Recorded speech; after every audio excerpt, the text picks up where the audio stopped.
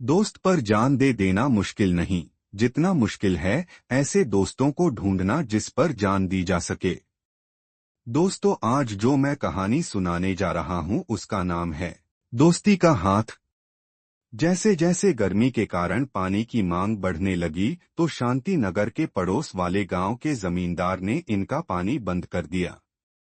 किसी तरह इन लोगों ने 2 से 3 दिन तो बिना पानी के गुजारा कर लिया, लेकिन अब हर कोई पानी की एक एक बूंद को तरसने लगा। शांति नगर में रहने वाले किसी भी सदस्य में इतनी हिम्मत नहीं थी कि वो जमींदार की शिकायत कर सके या उसके खिलाफ आवाज उठा सके। शांति नगर वाले सभी लोगों ने मिलकर पानी की समस्या के बारे में अपने गुरुजी से बात की। गुरुजी ने कहा कि कुछ समय पहले तक तो आप लोगों का आपस में काफी अच्छा तालमेल था, फिर ऐसा कैसे हो गया?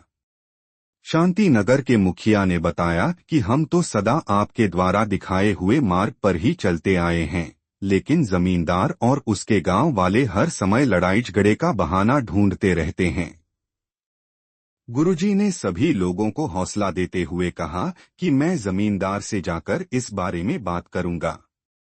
शांति नगर के लोगों ने कहा कि आपके वहां जाने से कोई फायदा नहीं होने वाला, क्योंकि हम दोनों गांव वालों के हाथों में अधूरी सी लकीरें हैं। हमारे बड़े बुजुर्ग अक्सर कहा करते थे कि जिन लोगों के हाथ में अधूरी लकीरें होती हैं, उनकी किस्मत में दोस्ती नहीं होती।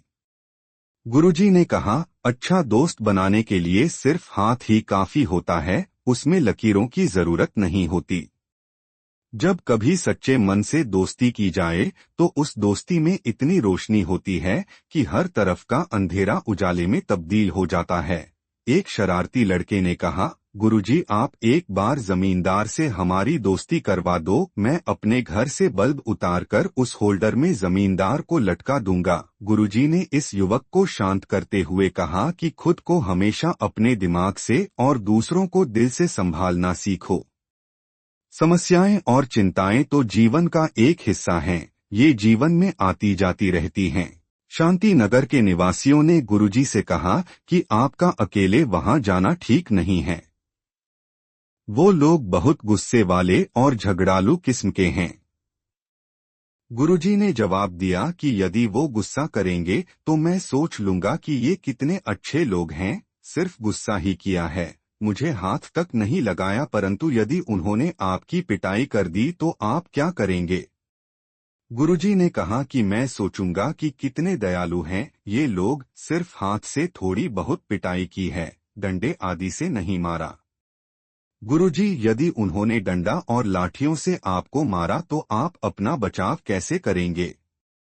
गुरुजी को अब कहना पड़ा कि मैं सोचूंगा कि सिर्फ डंडा से मारा है, मेरी जान तो नहीं ली।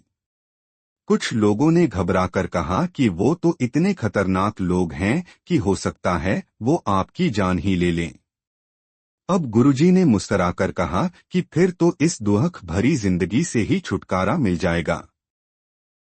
इतना सुनते ही शांति नगर में सभी रहने वाले गुरुजी के चरणों में गिरकर कहने लगे कि आप जैसे महान लोगों की सहनशीलता की बदौलत ही दुश्मनों के गुस्से को शांत किया जा सकता है।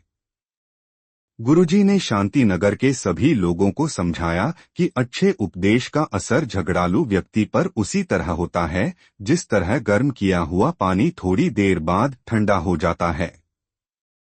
एक बात सदा ध्यान रखो कि लोहा चाहे कितना ही गर्म क्यों न हो जाए, पर हथौड़ा तो ठंडा रहकर ही काम कर सकता है।